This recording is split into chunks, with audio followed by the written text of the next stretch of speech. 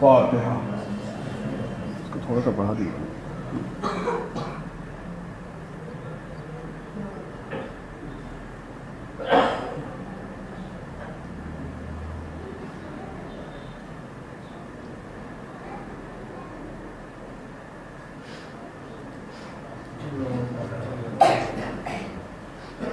لا حول ولا قوة إلا بالله العلي العظيم. أعوذ بالله من الشيطان اللعين الرجيم. بسم الله الرحمن الرحيم. الحمد لله الذي هدانا لهذا وما كنا لنهتدي لولا أن هدانا الله. لقد جاءت رسل ربنا بالحق. سيدنا ونبينا وحبیب قلوبنا وطبیب نفوسنا وشفیع ذنوبنا مولانا ومولا الثقلین جد الحسن والحسین ابی القاسم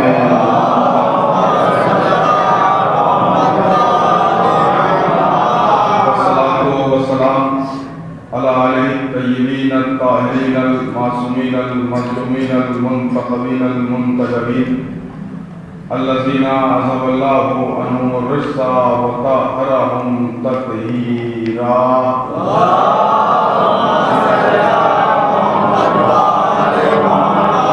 ولعنة الله الدائمة الباقية على أعدائهم وغاصب حقوقهم ومنكر فضائلهم وعظمتهم وعطشهم أجمعين من يومنا هذا إلى يوم الدين. أما بعد فقد قال الله سبحانه وتعالى وقوله الحق. بسم الله الرحمن الرحيم. يوم ندعو كل أناس بإمامهم صلوات.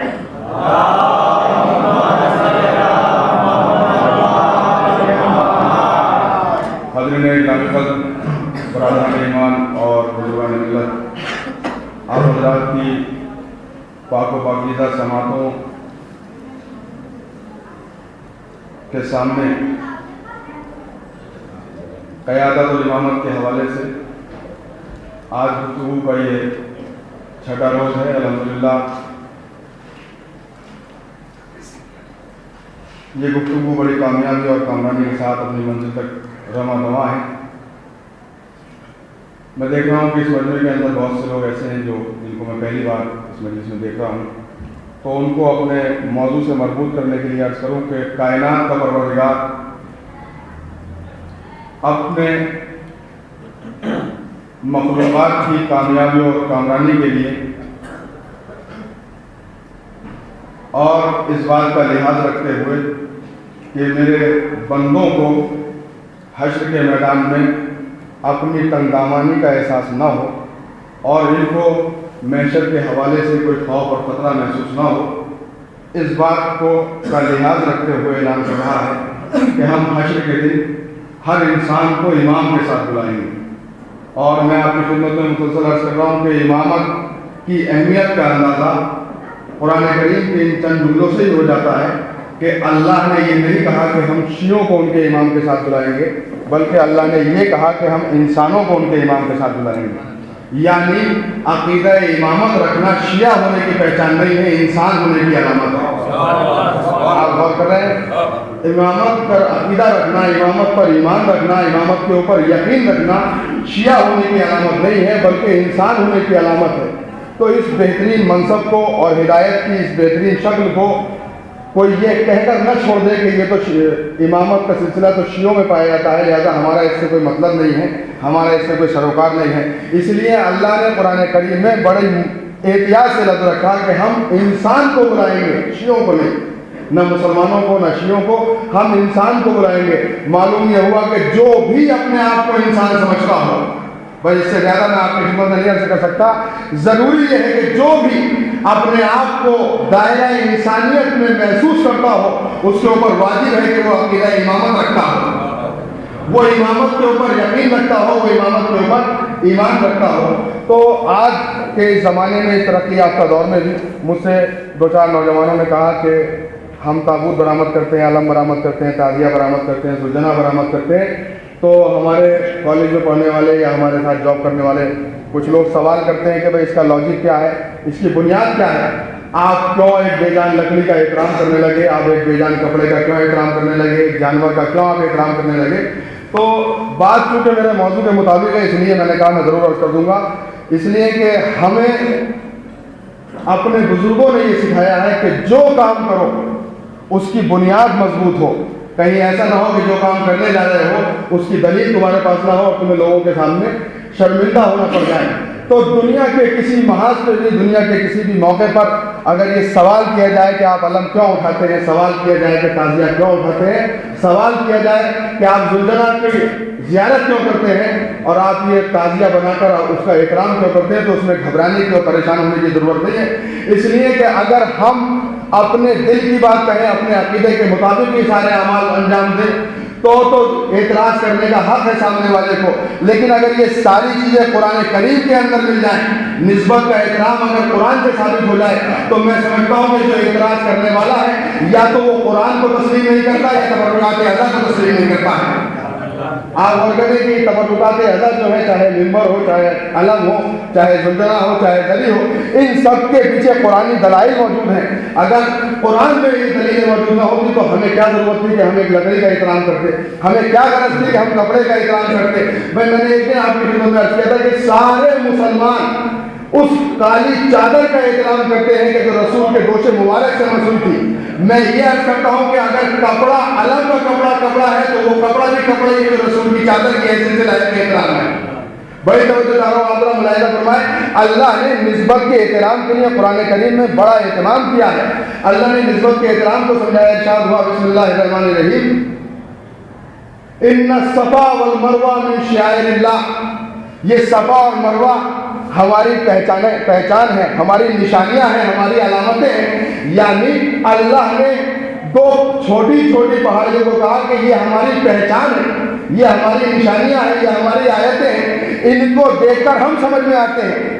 ان الصفا والمروہ من شعائر اللہ. آپ ذرا غور تو کریں کہ الوہیت پہلا اعلان یہ کرتی ہے کہ ساری دنیا سے پتھروں کو پوجنے کا رواج ختم ہو جائے. لیکن اللہ نے کہا کہ یہ پتھر ہم تک پہنچنے کا ذریعہ ہے, یہ پتھر ہماری معرفت حاصل کرنے کا ذریعہ ہے. پروردگار, ہم نے تو بت پرستی سے توبہ کر لی تھی, ہم نے تو بت پرستی کو حرام جانا اپنے لیے, اور تو نے یہ کہا کہ یہ پتھر ہم تک پہنچنے کا ذریعہ ہے, یہ ہماری نشانیاں ہیں, یہ ہماری آیتیں ہیں. اللہ نے آواز دی, یہی تو سمجھانا چاہتا ہوں کہ صرف پتھر کو خدا نہ سمجھو, بلکہ یہ پتھر کبھی کبھی اتنا بھی لائق احترام ہو جاتا ہے کہ یہ بندوں کو معبود تک پہنچانے کا ذریعہ بن جایا کرتا ہے. غور نہیں فرمانے آپ محترم, ذرا ملاحظہ کریں اللہ نے کیا کہا, ان الصفا والمروہ من شعائر اللہ. یہ صفا اور مروہ نام کی جو دو پہاڑیاں ہیں یہ اللہ کی نشانی ہے, یہ اللہ کی آیتیں ہیں. آپ غور کریں کہ اللہ اگر پہاڑ کو اپنی نشانی قرار دیتا, لوگ یہ کہتے ہیں کہ چونکہ ساری مخلوقات اللہ تک پہنچنے کا ذریعہ, لہذا اللہ نے کہا کہ صفا اور مروہ بھی ہم تک پہنچنے کا ذریعہ ہے. نہیں مطلب یہ اس بات میں اور اس بات میں فرق ہے جو اللہ نے کہی. اللہ نے کہا یہ ہماری نشانیاں ہیں. اگر ہر پہاڑ اللہ تک پہنچنے کا ذریعہ ہوتا تو کسی بھی پہاڑ کا نام لے لیتا. دنیا کا سب سے بڑا پہاڑ ہمارے ملک میں موجود ہے. اللہ نے یہ نہیں کہا کہ یہ ہمالیہ پہاڑ ہم تک پہنچنے کا ذریعہ ہے, یہ ہماری نشانی ہے. اللہ نے آواز دی کہ قد و قامت کا دخل مشیت تک پہنچنے میں نہیں ہوا کرتا, بلکہ صلاحیتوں کا دخل ہوا کرتا ہے, خوبیوں کا دخل ہوا کرتا ہے. اب یہاں سے پورے تاریخ کے منظرنامے آپ کی خدمت میں پیش کر رہا ہوں, اور مجھے یقین ہے اس بات کا کہ آپ پڑھے لکھے افراد ہیں, میں ہر جگہ کے ماحول سے واقف ہوں, میں صاف صاف آپ کی خدمت میں نہیں کر سکتا, لیکن آپ کو اشارے سمجھنے ہوں گے, اور اگر آپ کے اشارے سمجھے تو مجھے اپنی بات آپ تک پہنچنے میں آسانی ہوگی.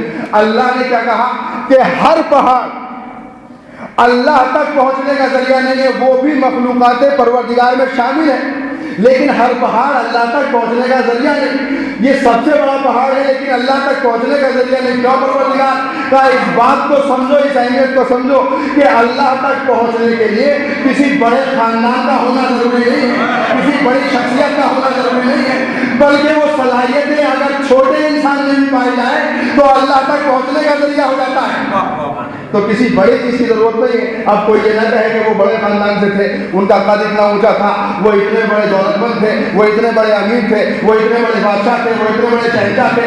اللہ کے یہاں دولت کی حیثیت نہیں ہے, اللہ کے یہاں امیر کی حیثیت نہیں ہے, اللہ کے یہاں ذمہ داری کی حیثیت نہیں ہے, بلکہ پروردگار عالم परवरदिगार आलम खूबियाँ देखता है, खुसूसियत देखता है, जिसके अंदर भी बेहतरीन खूबी पाई जाए उसी को मुंतखब कर लेता है। अल्लाह ने इस कुरान के अंदर भी दो पहाड़ियों को मुंतखब किया, इन्ना सफ़ा वल मरवा।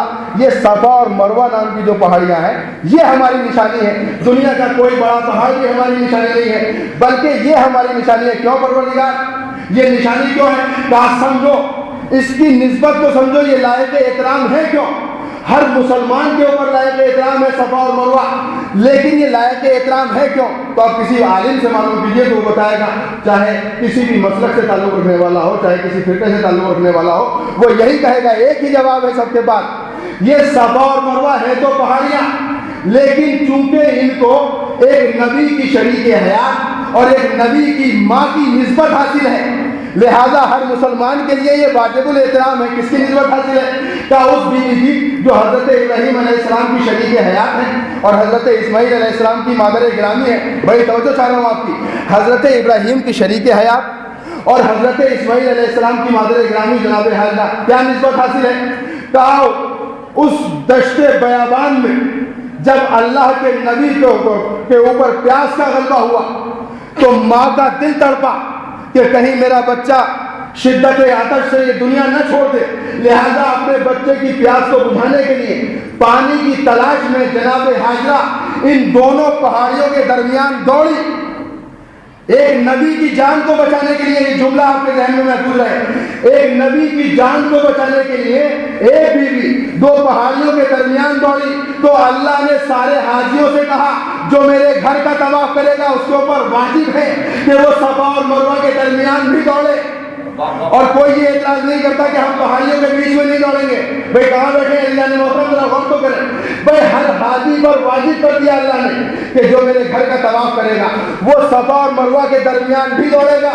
अगर नहीं दौड़ा तो हाजी नहीं हुआ, लाखों रुपए खर्च करने के बाद भी ये हाजी नहीं हुआ, इसलिए कि सफा और मरवा के दरमियान नहीं दौड़ा। क्यों दौड़ा दिया परवरदिगार ने? कहा यही तो समझाना चाहता हूँ कि चूंकि एक नबी की जान को बचाने के लिए एक बीवी ने इन पहाड़ियों के दरमियान दौड़ लगाई, लिहाजा उसका अमल हर मुसलमान के ऊपर वाजिब हो गया। कमाल की बात है, किसी मुसलमान को एतराज नहीं, किसी आलिम को एतराज नहीं, किसी मुफ्ती को एतराज नहीं कि एक बीवी का अमल हम सबके लिए वाजिबुल एहतराम हो गया, वो हम सबके लिए वाजिबुल एहतराम हो गए, वो पहाड़ियाँ भी वाजिबुल एहतराम हो गई। एक बीवी ने एक नबी की जान बचाई तो उनका अमल सबके ऊपर वाजिब। और जिसने सारे नबियों को बचा लिया हो, जिस हुसैन ने सारी शरीयतों को बचा लिया हो, सलावत पढ़ने का फतेह।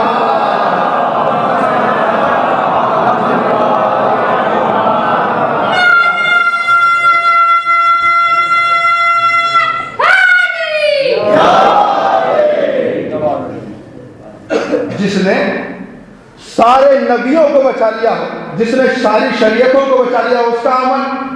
तो जब उसके अमल की बात आती है तो सवालात पैदा होते हैं, लेकिन उन सवालात के भी जवाब हैं अल्हम्दुलिल्लाह, इसलिए कि हुसैन के अज़ादार अपना कोई अमल ऐसा नहीं करते कि जिसके पीछे मजबूत दलील ना हो।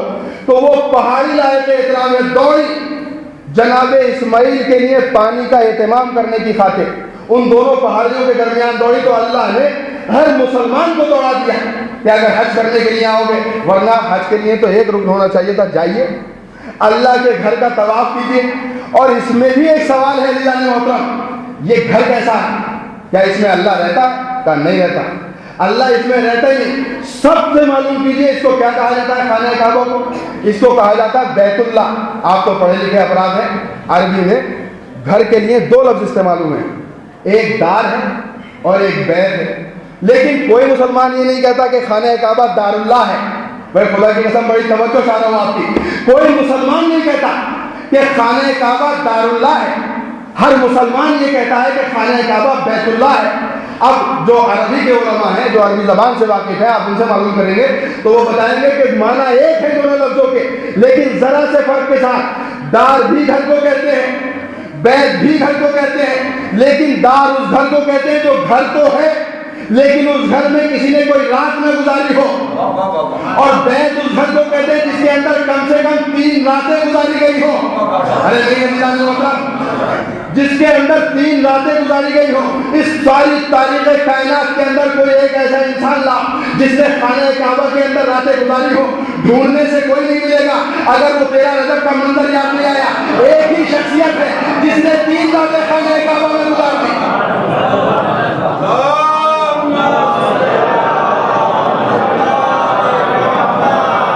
صلوات کا اصول یہ ہے کہ یہ باواز بلند پڑھی جانی چاہیے۔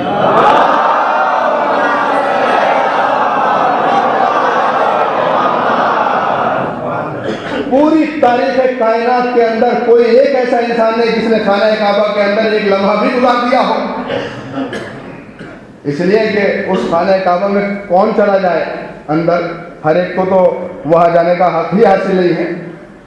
تو وہ گیا جس کو حق حاصل تھا، اور اس نے 3 راتیں گزار کے داراللہ کو بیت اللہ کر دیا۔ اور اب کسی سے معلوم کیجیے اس عید گاہے کے مکان کا طواف کیوں؟ کہا کمال کی بات کر رہے ہیں، عید گاہے کے مکان کا طواف ہے بھائی۔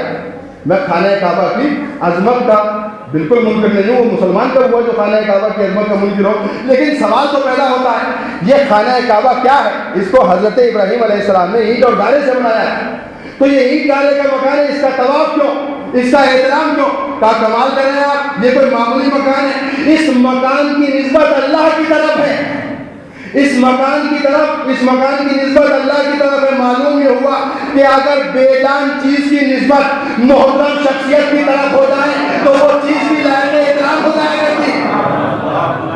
اب نہ پوچھو کہ علم کے اس لکڑی کا احترام کیوں ہے، اس کپڑے کا احترام کیوں ہے، تو خانہ کعبہ کا احترام سب پر واجب۔ اصول یہ بنانا چاہیے تھا، مشورہ نہیں ہے اللہ کو، جب ایک بات کو سمجھنے کے لیے بات کہی جا رہی ہے۔ اصول تو یہ ہوتا کہ ہم جاتے خانہ کعبہ کا طواف کرتے اور مکان پر لکھ دیتے حاجی فلاں، حاجی ہو گئے، اللہ کے گھر کا طواف کر کے آئے۔ کہا نہیں، یہی تم ہندوستان میں، پاکستان میں، امریکہ میں، یورپ میں کہیں رہ کر بھی مذہب کے بارے میں اور حسین کی عزاداری کے سلسلے میں کتنے ہی اعتراضات کرتے رہو، لیکن جب کبھی خانہ کعبہ کو آنا ہوگا تو سارے احترام سمجھا دیے جائیں گے۔ اللہ نے صرف اپنے گھر کا طواف نہیں کرایا بلکہ اسی سرزمین پر صفا اور مروہ کے درمیان سعی بھی کرا دی، اور ایک رکن تو کمال کا ہے اللہ نے جو رکھا حج کے لیے، جو واجب ہے، جس کے بغیر حج مکمل ہو ہی نہیں سکتا۔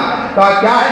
کہا حجر اسود کو بوسہ دینا ہے، یہ کالا پتھر ہے، حجر اسود کو بوسہ اللہ کے گھر میں توبہ کرنی چاہیے، اللہ کے گھر میں بت پرستی، ارے کہا بت پرستی نہیں ہے صاحب، یہ احترام ہے، یہ بوسہ دیا جا رہا ہے خانہ کعبہ میں رکھے ہوئے پتھر کو، اس پتھر کو بوسہ کہے گا۔ کہا آپ جانتے نہیں یہ معمولی پتھر نہیں ہے، یہ کوئی ایسا ویسا پتھر نہیں ہے، بلکہ یہ پتھر وہ ہے جس کو اللہ نے جنت سے زمین پر بھیجا ہے، یہ پتھر وہ ہے جس کو اللہ نے جنت سے زمین پر بھیجا ہے۔ آپ سمجھ میں آیا کتنے عقل کے اندھے ہیں لوگ بھی کہ جنت کے پتھر کا تو احترام واجب ہے اور جنت کے شہزادوں کا احترام واجب ہے۔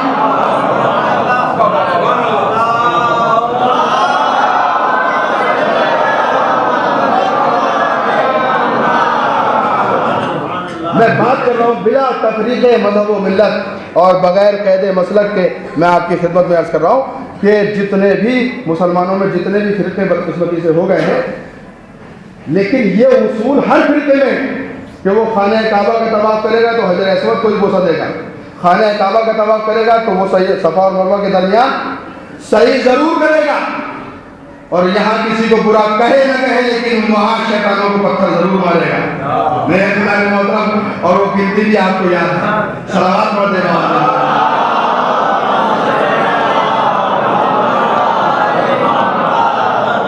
یہاں کچھ بھی کہیے، کتنی احتیاط سے کام لے لیجیے، لیکن اللہ نے اپنے گھر کے قریب بلا کر کہا مارو، اس لیے کہ اللہ یہ سمجھانا چاہتا ہے کہ دشمن کیسا بھی ہو، جو اللہ کا دشمن ہوا وہ کبھی احترام کے قابل نہیں ہو سکتا، جو علی کا دشمن ہے وہ کبھی احترام کے قابل نہیں ہو سکتا، جو رسول کا دشمن ہے وہ کبھی احترام کے قابل نہیں ہو سکتا۔ اللہ نے یہ سنت قائم کر دی کہ برے کو برا کہنا کسی کی دل آزاری نہیں ہے بلکہ حج کے ارکان میں شامل ہے، لیکن شرط یہ کہ وہ برا ہو۔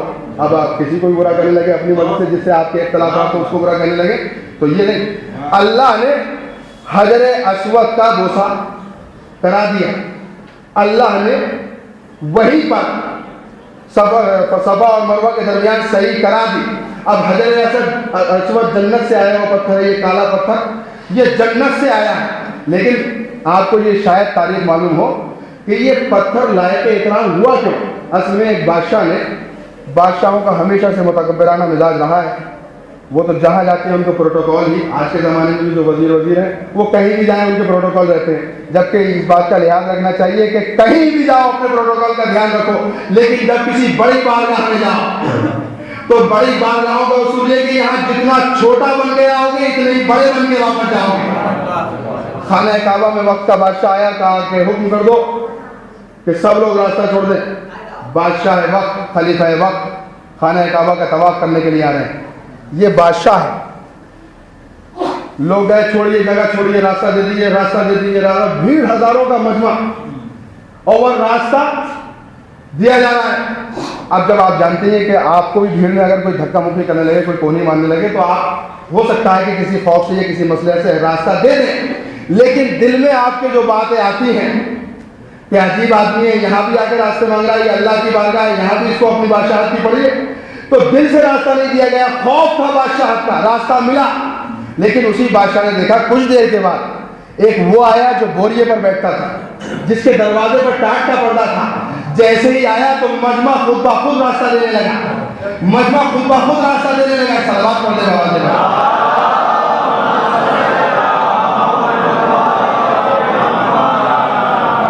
جیسے ہی آیا مجمع خود بخود راستہ دینے لگا۔ اس نے، اس آنے والے کے کسی چاہنے والے نے مجمع سے راستہ نہیں مانگا، اس آنے والے کے کسی چاہنے والے نے مجمع سے راستہ نہیں مانگا، نہ ہٹو کی آواز، نہ بچو کی آواز، نہ دور جانے کی آواز، نہ قریب آنے کی آواز، یہ تو اللہ کی عبادت کی غرض سے، خانہ کعبہ کے طواف کی غرض سے آیا، بوریے پہ بیٹھنے والا جس کے دروازے پر ٹاٹ کا پردہ ہے، وہ چلتا گیا، خرامہ راستہ ملتا گیا، اور کمال تو یہ ہو گیا کہ جس حجر اسود کو بوسہ دینے کے لیے حاجیوں کی بھیڑ لگی رہتی ہے، وہ حجر اسود اپنی جگہ سے اٹھ کر امامت کی گواہی دے رہا ہے۔ اس ہٹتے ہوئے مجمع نے اور حجر اسود کی گواہی نے بتا دیا کہ دنیا میں بادشاہت کرنا اور ہے اور دلوں پہ امامت کرنا اور ہے۔ صلوات پڑھ دیں۔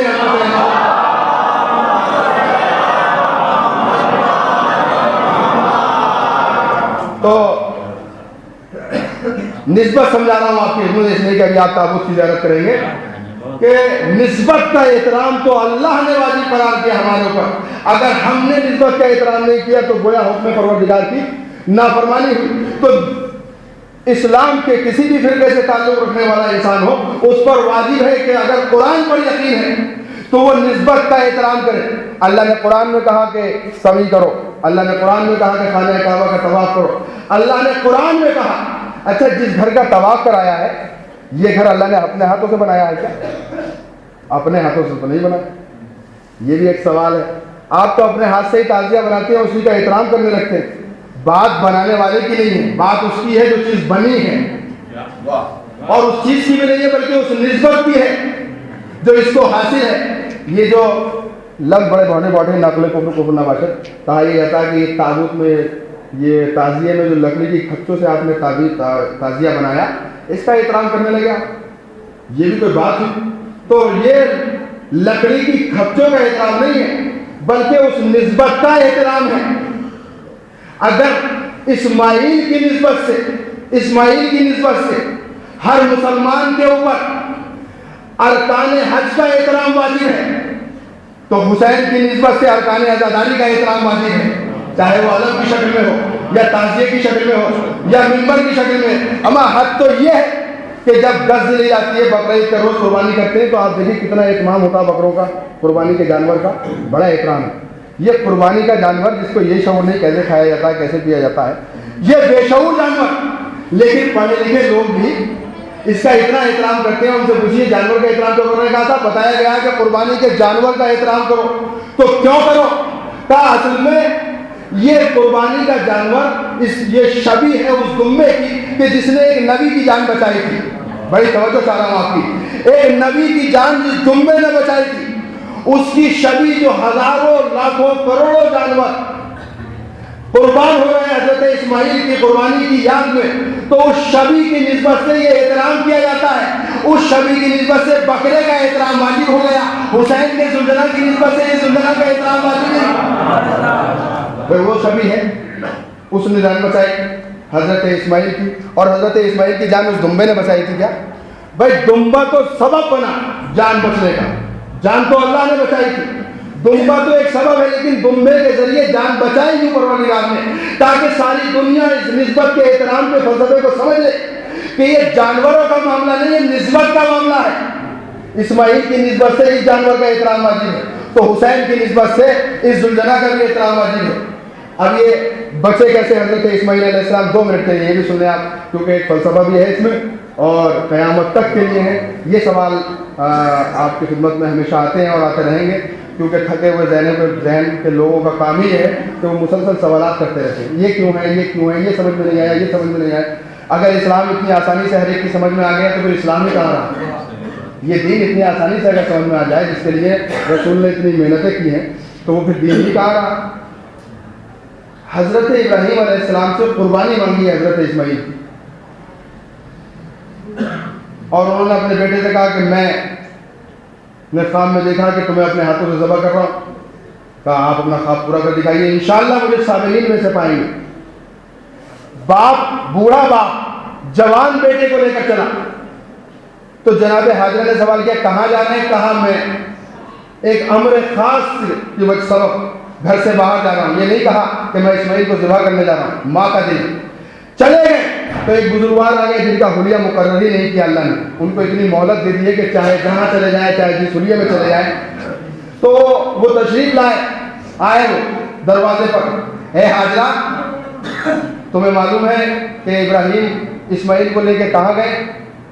کہا کیسی باتیں کرتے ہو، مجھے پوچھنے کا حق ہی حاصل نہیں، ابراہیم بھی معصوم ہے، اسماعیل بھی معصوم ہے، جیسے اسماعیل میرا بیٹا ہے ویسے ابراہیم کا بھی بیٹا ہے، اور چونکہ اللہ کے نبی ہے لہذا جہاں گئے ہوں گے اچھے کے لیے گئے ہوں گے۔ کہا نہیں تمہیں شاید معلوم نہیں، آج ابراہیم اپنے بیٹے اسماعیل کو اپنے ہاتھوں سے ذبح کرنے کے لیے گئے ہیں۔ تو کہا اگر یہی ارادہ ہے ان کا تو میں کیا ہوں روکنے والی، اس لیے کہ وہ اللہ کے نبی جو کام کریں گے حکم پروردگار سے کریں گے۔ اب بات نہیں بنی تو ایک جملہ کہا کہ ایسی ماں ہو گھر سے باہر نکلو اور اپنے بیٹے کی جان بچا لو۔ تو جناب حاجرہ نے فوراً سمجھ لیا، ایک جملہ کہا اور قیامت تک کے لیے تاریخ مرتب کر دی، ایک پیمانہ ایک معیار دے دیا۔ کہا تو شیطان معلوم ہوتا ہے؟ کہا کیسے پہچانا؟ کہا جو نبی کی بیوی کو گھر سے باہر نکلنے کے لیے کہے، جو نبی کی بیوی کو گھر سے باہر نکلنے کے لیے کہے وہ شیطان ہی ہوتا ہے، چاہے آج کے دور میں ہو یا کسی نبی کے دور میں ہو۔ صلوات پڑھتے ہیں رحمت ہے۔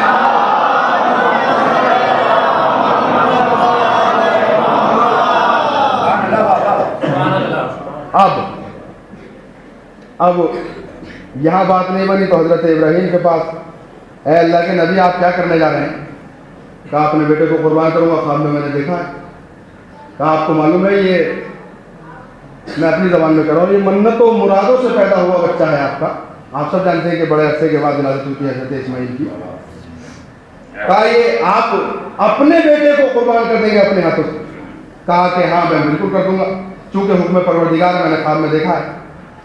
کہا ابراہیم آپ کی بزرگی کا سہارا ہے، اب بھی مان جائیے۔ کہا نہیں یہ حکم پروردگار ہے۔ تو کہنے لگا کہ اب مجھے آپ کے ذہنی حالت پہ شک ہونے لگا کہ آپ اتنے ضعیف ہو کر اپنے بڑھاپے کے سہارے کو قربان کرنے کے لیے جا رہے ہیں۔ تو حضرت ابراہیم نے بھی وہی کہا کہ تو شیطان معلوم ہوتا ہے، اس لیے کہ جو نبی کے دماغ پہ شک کرے، جو نبی کے ذہن پہ شک کرے وہ شیطان ہی ہو سکتا ہے، اس کے علاوہ کوئی اور نہیں ہو سکتا۔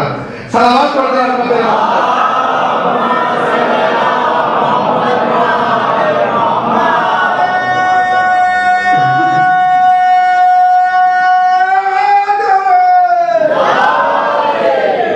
انہی ابراہیم و اسماعیل علیہ السلام کی بے پناہ کاوشوں اور محنتوں کا نتیجہ یہ خانہ کعبہ ہے، جس کا طواف کرنے کے لیے ہر مسلمان جاتا ہے جو صاحب استطاعت ہوتا ہے، اور جانا بھی چاہیے، اس لیے کہ خانہ کعبہ کا طواف کرنا بے پناہ فضیلتوں کا حامل ہے۔ کیا کہنا اس کا، اور آپ تو اپنے سماج میں دیکھ لیجیے، ہمارے درمیان کا ایک عام آدمی اگر حج کر کے آ جاتا ہے تو وہ لائق اکرام ہو جاتا ہے۔ بھائی حاجی صاحب ہیں ان کا احترام کرو، یہ حاجی جی ہیں ان کا احترام کرو، یہ حاجی جی ہیں ان کا احترام کرو۔ کیوں احترام کرو؟ انہوں نے کیا ایسا کر لیا کہ جو ان کا احترام کیا جائے؟ کیا معلوم نہیں آپ کو؟ یہ خانہ کعبہ کا طواف کر کے گئے ہیں. بھائی جملہ کر رہا ہوں جناب محترم، ان کا احترام کرو اس لیے کہ یہ خانہ کعبہ کا طواف کر کے آئے ہیں. ہمارا کمال ہے اگر خانہ کعبہ کا کوئی ایک دن کے لیے طواف کر کے آ جائے تو لائق کے احترام ہو جائے. اور جس نے آنکھیں ہی خانہ کعبہ میں کھولے، جس نے آنکھ ہی خانہ کعبہ میں کھولی ہے، اس علی کے احترام کے بارے میں کیا خیال ہے سارے زمانے کا؟ اور ملت اسلامیہ خاص طور سے بتائے کہ اس علی کے احترام کے بارے میں کیا خیال ہے جس نے آنکھ ہی اس خانہ کعبہ میں کھولی. تو نسبت میں سمجھتا ہوں کہ کافی حد تک میں نے اپنے جو چھوٹے بھائی مجھ سے فرمائش کر رہے تھے ان کی تسلی ہو گئی ہوگی یقیناً کہ نسبت کا احترام اس لیے واجب ہے کہ ہمارے پاس قرآنی دلائل اور قرائن موجود ہیں کہ ہم نسبت اگر کسی حقیر ترین شے کی نسبت بھی اگر بڑی شے سے ہو جائے تو وہ ہمارے لیے لائق احترام ہو جاتی. اور یہ علم کا جو فلسفہ ہے، علم کا فلسفہ تو بڑا عظیم فلسفہ ہے جنہوں نے مطلب. علم تو یوں تو ایک پہچان، ایک نشان ہے، اور ہر ملک کا پہچان بھی ہوا کرتا ہے جو آپ کہتے ہیں کہ یہ فلیگ ہے، نیشنل فلیگ ہر ملک کا. لیکن اس علم میں اور اس علم میں، اس نشان میں اور ہمارے نشان میں بڑا فرق ہے. آپ غور کریں، چھوٹے بھائیوں کے لیے عرض کر رہا ہوں، بزرگ کو سب جانتے ہیں کہ اس علم کی حیثیت کا اندازہ ابھی دنیا کو ہوا نہیں ہے.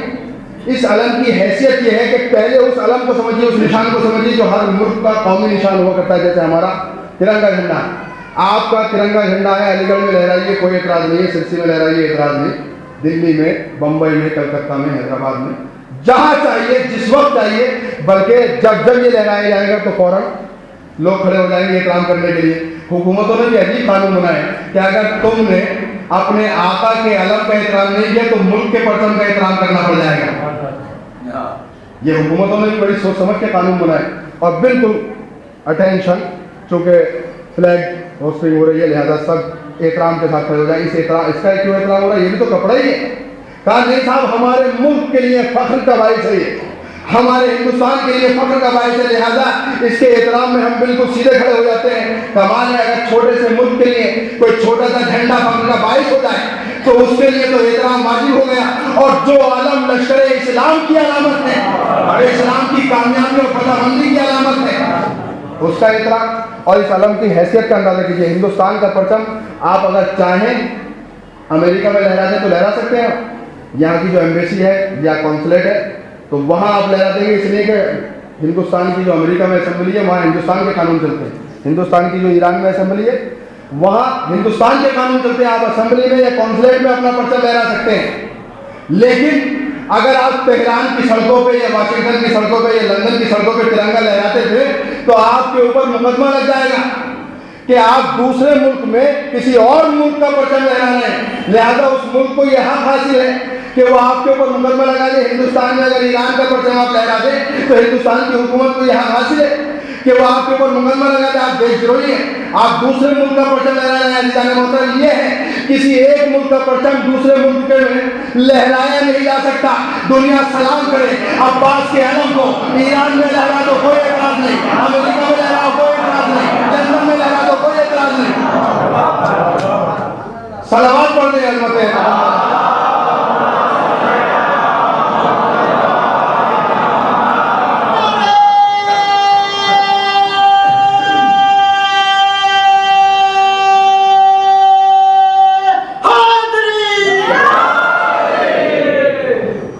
اب تو سلام کرنا چاہیے.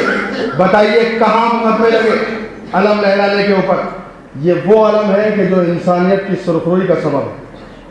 یہ وہ علم ہے کہ جس سے انسانیت آج تک سرخرو ہے. یہ وہ علم ہے کہ جس نے انسانیت کے سر کو کبھی نیچا نہیں ہونے دیا. صرف اسلام کی بات نہیں ہے، اس لیے کہ آل محمد کا کوئی عمل کسی دائرے میں محدود نہیں کیا جا سکتا. انہوں نے انسانیت کی آبرو بچائی ہے کربلا کے میدان میں، لہذا اس عمل کو لہرانے پر کوئی مقدمہ نہیں لگا کرتا. ورنہ کسی ملک میں دوسرے ملک کا پرچم آپ لہرا ہی نہیں سکتے. لیکن آج عباس کا پرچم ہر ملک میں، ہر شہر میں، ہر گلی میں یہ علم لہرا رہا ہے، اس لیے کہ یہ انسانیت کی سرخروئی کا باعث ہے. اور آج کوئی اس علم سے نفرت کرے تو کرے، لیکن اس علم کے لیے تو بڑے بڑے میں یہ کہتا ہوں آج کے زمانے میں بڑی لامل ہوئی علم حاصل کرنے کے لیے آج کی زبان میں، لیکن آج علم برا لگ رہا ہے، مجھے اس سے بحث بھی نہیں ہے. ہم تو یہ بتا رہے ہیں کہ اگر ہم علم کا احترام کرتے ہیں تو اس کی دلیل ہمارے پاس کیا ہے. بس ہم یہی ساری دنیا کو سمجھانا چاہتے ہیں. ابھی آپ تابوت کی زیارت کریں گے، تابوت کے لیے ہوں یا زری کے لیے ہوں یا ممبر کے لیے ہوں یا علم کے لیے ہوں، ہم نسبت کا احترام کرتے ہیں. اس تابوت کی، یہ تابوت جو لکڑی کے تھپچوں پر بنایا گیا ہے، جس کے اوپر کالا کپڑا ڈالا جا رہا ہے، یہ کالا کپڑا ہے، بے جان لکڑی ہے، لیکن چونکہ نسبت اس شہزادے کی طرف کہ جو شکل اور صورت میں، رفتار میں، گفتار میں پیغمبر اسلام کی طرح. بس ہزاروں میں پڑھ چکا. آپ بڑے خوش نصیب ہیں کہ آپ کو شہزادے علی اکبر کے تابوت کو کاما دینا نصیب ہوا. میں دل کہتا ہے میرا کہ چونکہ شہزادے علی اکبر کو لاش اٹھانے میں مولا حسین نے بچوں کو آواز دی، بنی ہاشم کے بچوں آؤ. علی اکبر کا لاشا اٹھانے میں حسین کی مدد کر، یعنی حسین کی خواہش یہ تھی، حسین کی تمنا یہ تھی کہ کچھ لوگ آئے اور علی اکبر کا لاشا اٹھائے. ہم کربلا میں تو نہ تھے آقا، لیکن آج آپ کے بیٹے کا جنازہ، اپنا بیٹے کا شبیہ تابوت اپنے کانوں پر رکھ کر آپ کی آواز استغاثہ پر لبیک کہہ رہے ہیں. ہاں عزیزانو، صرف تابوت کی زیارت کرنا شرف کا باعث نہیں ہے، بلکہ تابوت کو کانا دینا چاہیے، اس لیے کہ ہم اس عمل میں شریک ہیں جو عمل حسین نے کربلا کے میدان میں کیا تھا. آپ جانتے ہیں یہ 18 سال کا جوان کتنا عزیز تھا حسین کو. علی اکبر کی شکل، صورت، رفتار، گفتار، انداز سب رسول اسلام سے ملتا تھا. میں نے ایک بڑی قیامت کی روایت پڑھی.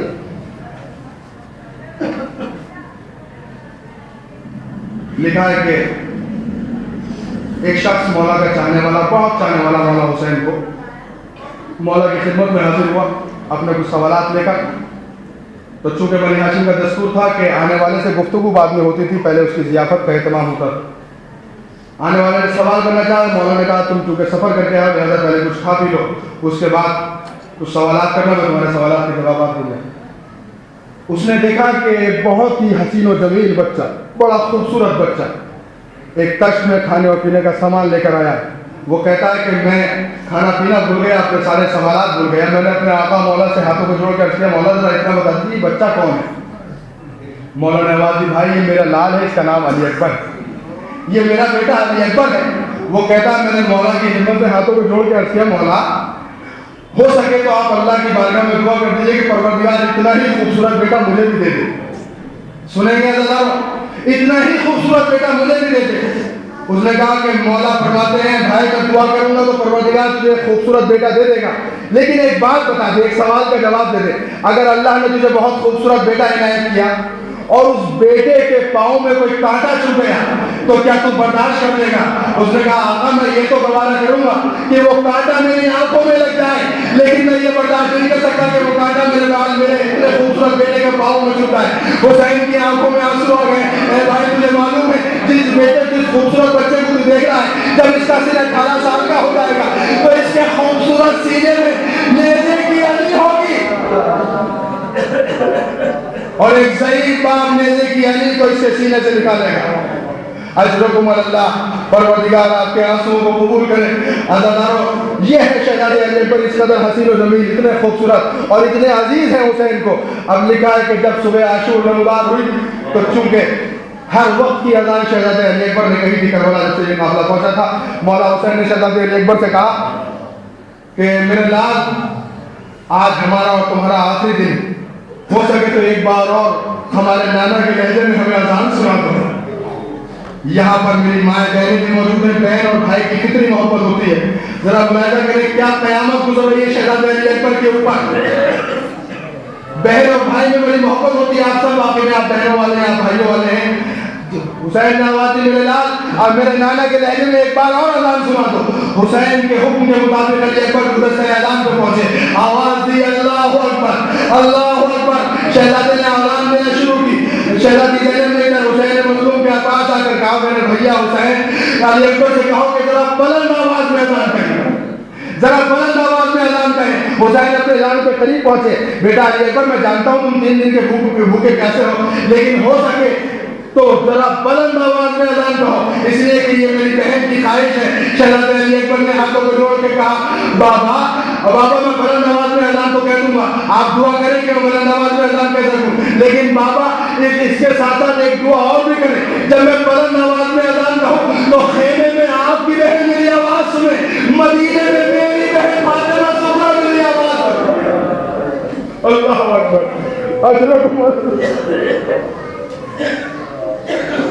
مدینے میں میری بہن فاطمہ زہرا میری اذان کی آواز کو سنے۔ ہاں ہزاروں صبح عاشور کے بعد میدان کارزار گرم ہوا، ایک کے بعد ایک سب شہید ہو گئے۔ اب وہ وقت بھی آ گیا جب علی اکبر اپنے بابا کے سامنے ہاتھوں کو جوڑے کھڑے ہیں، بابا اب تو چچا عباس بھی اس دنیا سے چلے گئے، بابا اب تو ہمیں مرنے کی اجازت دے دیجیے۔ حضرت نے ساری روایت نہیں پڑھنی، حسین نے علی اکبر کو اجازت دی میدان میں جانے کی، علی اکبر میدان میں پہنچے، ایک آواز بلند کی، یا ابتا علیکم منی السلام، اے بابا ہمارا سلام آخر قبول کیجیے۔ پر جیسے ہی حسین نے اس آواز کو سنا، تاریخ الملتا دوڑے ہوئے حسین مقتل کی جانب دوڑنے لگے حسین، لیکن 70 مرتبہ گرے، 70 مرتبہ اٹھے، یا علی کہتے ہوئے حسین علی اکبر کے قریب پہنچے، حسین علی اکبر کے قریب پہنچے، علی اکبر کے سر کو اپنے زانوں پہ رکھا اور نہ معلوم کتنی ہمت کو سمیٹا ہوگا حسین نے، آواز دی، میرے لال اپنی آنکھوں کو بند کر لو، میں تمہارے سینے سے نیزے کی ہڈی کو نکال رہا ہوں۔ حسین نے کسی طرح علی اکبر کے سینے سے نیزے کی ہڈی کو نکالا۔ میں نے علماء سے سنا کہ علی اکبر کا کلیجہ نیزے کی ہڈی کے ساتھ باہر آ گیا۔ صاحبان اولاد ذرا تصور کریں، 18 سال کا بیٹا، 57 سال کا باپ، کیا قیامت کا منظر ہوگا کربلا کے میدان میں۔ 18 سال کا جوان بیٹا، 57 سال کا بوڑھا باپ ہے، کس طرح اپنے جوان بیٹے کی میت کو اٹھائے حسین۔ ہاں اسی موقع پر حسین نے، تاریخ میں ملتا ہے کہ حسین نے علی اکبر کے سینے کو اپنے سینے سے ملایا اور اس طرح لے کر چلے۔ عالم یہ تھا کہ علی اکبر کے پاؤں کربلا کی زمین پر خط دیتے جاتے تھے، علی اکبر کے پاؤں کربلا کی زمین پر خط دیتے جاتے تھے۔ کچھ دور چلنے کے بعد حسین کی ہمت جواب دے گئی تو آواز دی، اے بنی ہاشم کے بچوں آؤ، اکبر کا لاشا اٹھانے میں حسین کی مدد کرو۔ بس آخری روایت اور ختم ہوا۔ ماں بہنیں موجود ہیں، ماں کو اپنے بیٹے سے کس قدر محبت ہوتی ہے، ذرا تصور کریں۔ علی اکبر کا لاشا کسی طرح خیمے میں پہنچا۔ اب حمید ابن مسلم کہتا ہے کہ ساری بیویاں علی اکبر کے لاشے کے ارد گرد جمع ہو گئی، ساری بیویاں علی اکبر کا ماتم کرنے لگی۔ جب کچھ دیر علی اکبر کا ماتم ہو چکا تو زینب نے دیکھا کہ ساری بیویاں علی اکبر کے لاشے کے ارد گرد موجود ہیں، لیکن علی اکبر کی ماں ام لیلا علی اکبر کے لاشے پر موجود نہیں ہے۔ علی اکبر کی ماں ام لیلا علی اکبر کے لاشے پر موجود نہیں ہے۔ زینب نے فضہ کو آواز دی، اے فضہ جاؤ بھابی ام لیلا کو بلا کے لاؤ، بھابی ام لیلا کو بلا کر لے کے آؤ، اس لیے کہ باپ بیٹے کا جنازہ ہے اور ماں بیٹے کے جنازے پر موجود نہیں ہے۔ فضہ کہتی ہے میں دوڑی ہوئی ام لیلا کے خیمے میں پہنچی تو میں نے عجیب منظر دیکھا، عجیب منظر ہے ام لیلا کے خیمے میں۔ فضہ کہتی ہے میں نے دیکھا کہ ام لیلا کبھی دائیں طرف جاتی ہے، کبھی بائیں طرف جاتی ہے، کبھی ادھر جاتی ہے، کبھی ادھر جاتی ہے۔ میں دوڑ کر شہزادی ام لیلا کے قریب پہنچی اور بازوؤں کو پکڑ لیا، اے شہزادی آپ کا یہ کیا حال ہے، یہ ادھر ادھر کیا گشت کر رہی ہے؟ آپ کو معلوم ہے کہ آپ کے بیٹے کا جنازہ خیمے میں رکھا ہے، ساری بیویاں لاشے پر موجود ہیں، لیکن آپ اپنے بیٹے کے لاشے پر موجود نہیں ہیں۔ چلیے شہزادی زینب آپ کو یاد کر رہی ہے۔ ام لیلا نے آواز دی، اے فضہ تم مجھے بلانے کے لیے آ گئی، تم نے اچھا کیا۔ اے فضہ جب سے علی اکبر کی شہادت کی خبر سنی ہے مجھے میری آنکھوں سے دکھائی نہیں دیتا، اسی لیے علی اکبر کی تلاش میں کبھی ام لیلا ادھر جاتی ہے، کبھی ادھر جاتی ہے، آنکھوں سے کچھ دکھائی نہیں دیتا۔ اے میرے لال جسے 18 سال تک بڑی حسرتوں سے پالا تھا، آج بچی کی علی کا گھر کربلا کی زمین پر ماں